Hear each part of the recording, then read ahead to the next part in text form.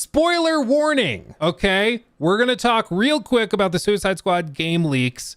If you don't want to hear it, just go on mute for a couple minutes. And when this text disappears, I will no longer be talking about it. And it will no longer be allowed to be discussed in chat, okay? So while this is on screen, I think it's okay if we talk about it. Once this is off screen, I ask that everybody stop talking about it in chat in case new people come in and get a little disappointed, okay? So, spoiler alert. Here we go. Okay, so what happened is that a leak dropped, and it came from a Twitter account by the name of Leaker of Cringe. And since it has been disabled by a copyright claim, which almost always is sort of like a red flag that this is probably true. Like, if it's not a real leak, I don't think they have grounds to copyright claim it because it's just somebody saying something. But if it is real, they do have they do have a right to copyright claim it. And in this case, like, it seems to be probably confirmed. So this seems to be a Last of Us Part 2 situation all over again. Basically what's revealed, and I don't have much to show you because the thing has been claimed, so I'll just read it off real quick. But what's happened is that Harley Quinn, allegedly, in the game, shoots Batman in the face. And the rest of the squad watches.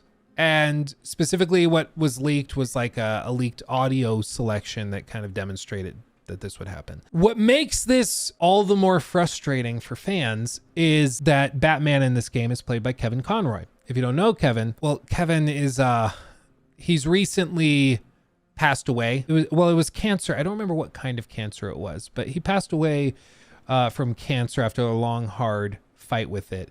And so people were really hoping that this would be like a really faithful send-off for Kevin Conroy as Batman, because this is the last time that he's ever, this is the last role that he had as Batman. Like, this is it.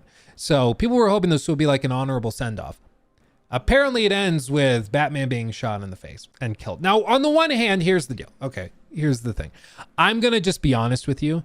I know a lot of people are upset about this. It is a Suicide Squad game in which they are very open that their mission is to kill the Justice League.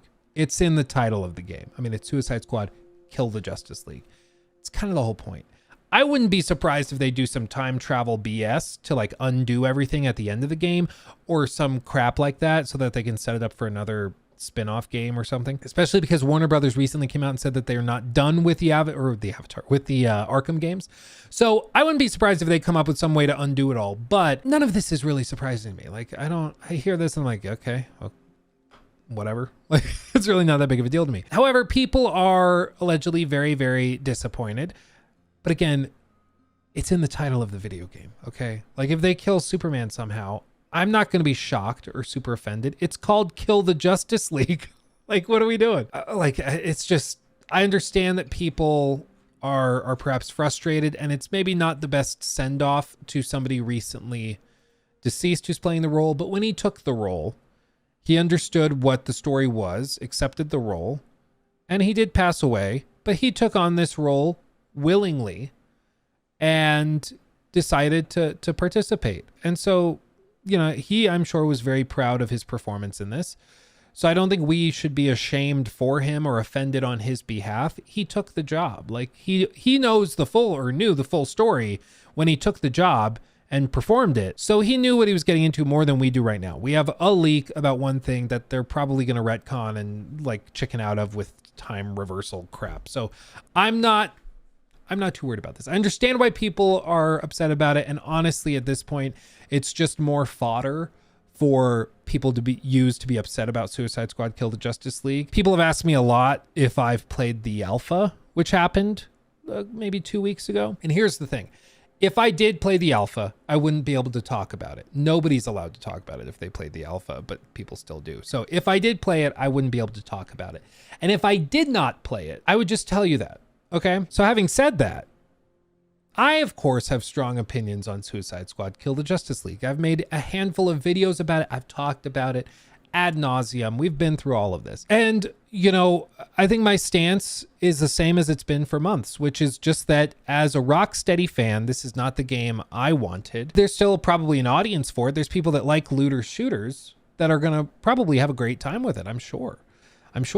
But this is not the game that I think Rocksteady fans of the Arkham series were hoping they would get. So more than anything, like, we're just buying our time for when they make the next thing that is more in line with what we know and love from their previous work. I don't think that these leaks are reason enough to dismiss the game or not discuss it or pretend like it's horrible. Like, I don't think so. It's in the freaking title of the video game.